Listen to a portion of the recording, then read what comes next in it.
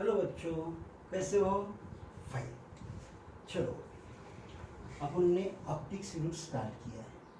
Optics unit में अपन ने अभी तक स्टडी किया reflection and refraction. Reflection study किया from the plane surface. Curve surface के बारे में अपन बाद में डिस्कस करेंगे, ठीक है। मगर ये रिफ्लेक्शन में मिरर का कंसेप्ट, मिरर से अगर रिफ्लेक्शन हुआ तो लाइट कहाँ जाएगा? उसी मीडियम में जो मीडियम में से आया था। इसके बारे में और भी अपने को ज्यादा डिस्कस करना है, ठीक है। तो चलो, रिफ्रैक्शन। रिफ्रैक्शन में मैंने आपको एक इंपॉर्टेंट लॉ बताया जिसका नाम है स्नेल्स लॉ। क्या चीज बताया? Snell's law. Snell's law, Snell's law में मैंने बच्चों आपको क्या बताया? Sine i upon sine r equals to refractive index, ठीक है। अब ये रिफ्रैक्टिव इंडेक्स के और भी फॉर्मूलेज है। जैसे कि रिफ्रैक्टिव इंडेक्स का फॉर्मूला है C1 upon C2. C1 is what? Speed of light in first medium. C2 is what? Speed of light in second medium. अब दूसरा भी फॉर्मूला है लैम्डा 1 upon लैम्डा 2.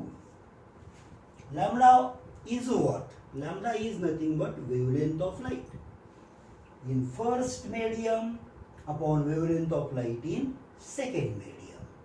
अब ये स्पीड और वेवलेंथ दोनों में रिलेशन क्या आता है? तो दोनों में रिलेशन ये आता है कि speed is equal to frequency into wavelength. अब आप सोचते होंगे कि फ्रीक्वेंसी कहाँ गया? You all are known about this. Frequency ये कांस्टेंट रहता है। फ्रीक्वेंसी कैसे रहता है? कांस्टेंट। लाइट कोई भी मीडियम में से कोई भी दूसरे मीडियम में गया तो फ्रीक्वेंसी चेंज नहीं होता है। स्पीड चेंज होगा, वेवलेंथ चेंज होगा, मगर फ्रीक्वेंसी चेंज नहीं होगा। Frequency is the characteristic property of light. Characteristic property of light. तो चलो, रिफ्रैक्टिव इंडेक्स के और बहुत सारे फॉर्मूलेज आपको डिस्कस करने वाले हैं आगे जाके, ठीक है ना बच्चों। अब अपन क्या करेंगे? अब अपन क्या करेंगे बच्चों? तो मैंने आपको बोला था रिफ्रैक्शन का जो डेफिनेशन है वो 100% सही नहीं है। क्यों? क्योंकि रिफ्रैक्शन का दूसरा एक डेफिनेशन है। अगर दो डेफिनेशंस है तो एक डेफिनेशन को अपन 100% सही नहीं बोल सकते। मैंने आपको लास्ट लेक्चर में बोला था दूसरा डेफिनेशन मैं आगे जाके बताऊंगा। अब देखो, समझो, ये सरफेस है और अपन ये मानते हैं कि ऊपर है एयर और नीचे है वाटर। क्या चीज है नीचे? वाटर। ऊपर क्या है? एयर, ठीक है ना। अब अपन ने सोचा कि वाटर के अंदर कोई ऑब्जेक्ट है, कोई लाइट है, कोई एक आधा एनिमल है और अपन उसको ऊपर से देखना चाहते हैं। जब अपन उसे एग्जैक्टली ऊपर से देखेंगे, नॉर्मली देखेंगे, तो अपने को ये ऑब्जेक्ट जहां है वहां नहीं दिखेगा। तो ये कहां दिखेगा? थोड़ा सा ऊपर, थोड़ा सा ऊपर दिखेगा। अब जहां पे अपने को दिख रहा उसे बोलना एपरेंट डेप्थ। क्या बोलना?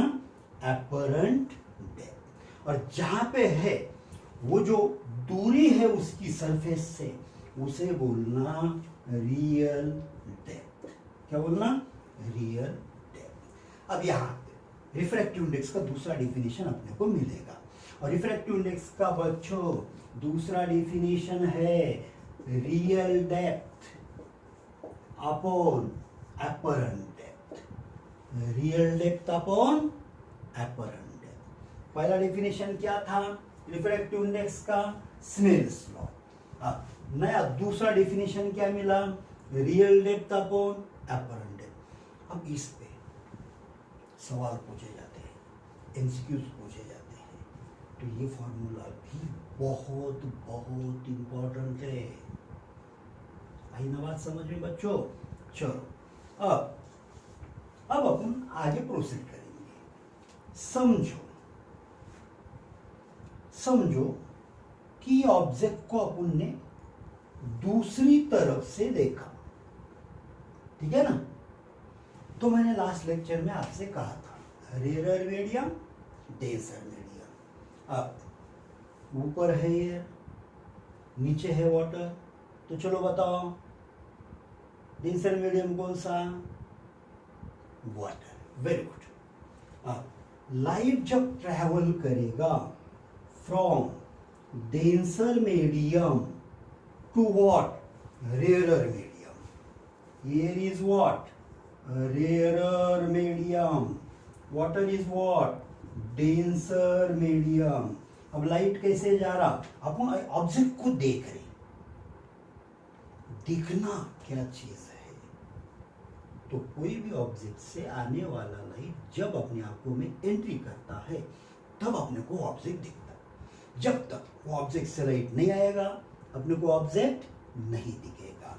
तो चलो, ये ऑब्जेक्ट से आने वाला लाइट जब अपनी आंखों में एंट्री करेगा, then and only then we can see that object, otherwise we can't see that object। ये मैं पहले भी आपको बता चुका।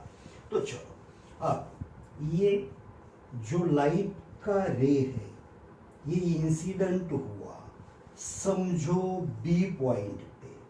अब इसने जाना तो चाहिए था ऐसे, मगर अब ऐसे नहीं जाएगा।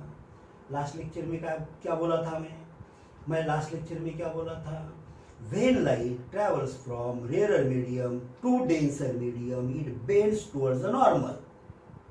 अब इसका अपोजिट मतलब क्या हुआ? When it travels from denser medium to rarer medium, it bends, yes, away from the normal। तो ये लाइट करे ऐसे जाएगा। अब ये अपना हो गया एंगल ऑफ इंसिडेंस, ये अपना हो गया angle of refraction, angle of refraction. अब समझो, ये ऑब्जेक्ट से आने वाला लाइट ऐसे दूसरे पॉइंट पे इंसिडेंट हुआ, जो पॉइंट को अपन नाम देंगे सी। तो एक बात तो यहाँ पे तय हो चुकी, पक्की हो चुकी कि एंगल ऑफ इंसिडेंस बढ़ गया। एंगल ऑफ इंसिडेंस बढ़ गया। अगर एंगल ऑफ इंसिडेंस बढ़ता है तो एंगल ऑफ रिफ्रैक्शन भी बढ़ेगा। एंगल ऑफ रिफ्रैक्शन भी क्या होगा बच्चों? बढ़ेगा। अब ये फिनोमेनन आगे कंटिन्यू अगर हुआ तो समझो, सोचो कि लाइट ऐसे इंसिडेंट हुआ तो एक समय तो आएगा कि ये जो रिफ्रैक्टेड रे है, ये रिफ्रैक्टेड रे कहाँ आएगा? देखो नीचे नीचे आ रहा हो तो अब कहाँ जाएगा वो? Along the surface. अगर refracted ray along the surface गया, this angle is nothing but angle of refraction, जो कि कितना बन चुका? 90 डिग्री का। और जब एंगल ऑफ रिफ्रैक्शन 90 डिग्री का बनेगा तब ये एंगल ऑफ इंसिडेंस को बोलना क्रिटिकल एंगल। क्या बोलना? Critical angle. मगर एक चीज याद में रखनी होगी, angle of refraction angle of incidence से ग्रेटर सिर्फ तब बन सकता है when light travels from denser medium to rarer medium, denser medium to. तो चलो क्रिटिकल एंगल का डेफिनेशन क्या मिला अपने को? Critical angle is nothing but what? Angle of incidence in which medium? Denser medium. और ये ऐसा एंगल ऑफ इंसिडेंस है जो एंगल ऑफ इंसिडेंस के लिए एंगल ऑफ रिफ्रैक्शन बन चुका 90 डिग्री का।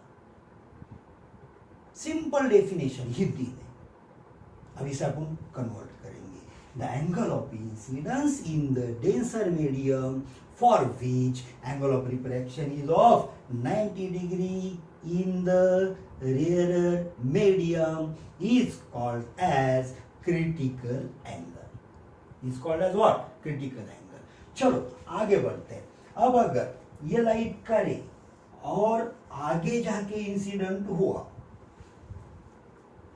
तो ये एंगल ऑफ इंसिडेंस जो भी है बताओ, क्रिटिकल से बड़ा होगा क्या छोटा होगा? 100% करेक्ट, क्रिटिकल से बड़ा ही होगा। और अगर angle of incidence denser medium में क्रिटिकल से बड़ा हो गया तो अब लाइट का रे हॉरिजॉन्टल हुआ था, अलोंग द सरफेस था, तो अब ये लाइट का रिफ्रैक्टेड रे जो है अब ये रिफ्रैक्टेड नहीं रहेगा, क्योंकि अब लाइट बाहर नहीं जाएगा, लाइट वापिस उसी मीडियम में आएगा। यानी कौन से मीडियम में आएगा बच्चों? वाटर में ही वापिस आएगा। कहां वापिस आएगा? वाटर में ही वापिस आएगा। This phenomenon is known as total internal reflection. क्या चीज? Total internal reflection. यानी सोचने की बात है कि अगर क्रिटिकल एंगल के आगे से किसी ने पानी के अंदर का एक आधा ऑब्जेक्ट देखना चाहा तो देख नहीं पाएगा, वो देख नहीं पाएगा। 100% correct. So total internal reflection, this phenomenon is very very important. अब इस पे थ्योरेटिकल क्वेश्चंस होते हैं। इस पे कोई न्यूमेरिकल नहीं हो सकता क्योंकि इसके लिए कोई फॉर्मूला नहीं है। किसके लिए? टोटल इंटरनल रिफ्लेक्शन के लिए। हाँ, तो total internal reflection, total internal reflection के एप्लीकेशंस क्या क्या एप्लीकेशंस हैं? You are known about it. तो भी मैं रिवाइज करना चाहूँगा। टोटल इंटरनल रिफ्लेक्शन का यूज कहाँ होता है? आपने मिराज कंसेप्ट सुना। मिराज, कुछ लोग मिरज बोलते हैं। जैसे कि अब उन समर सीजन में हाईवे पे जाते समय अपने को बहुत दूर से ऐसे लगता है कि रोड के ऊपर कोई पानी गिरा हुआ है, और जब अपन वहाँ पे जाते हैं देखते हैं तो वहाँ कोई पानी नहीं होता है। टोटल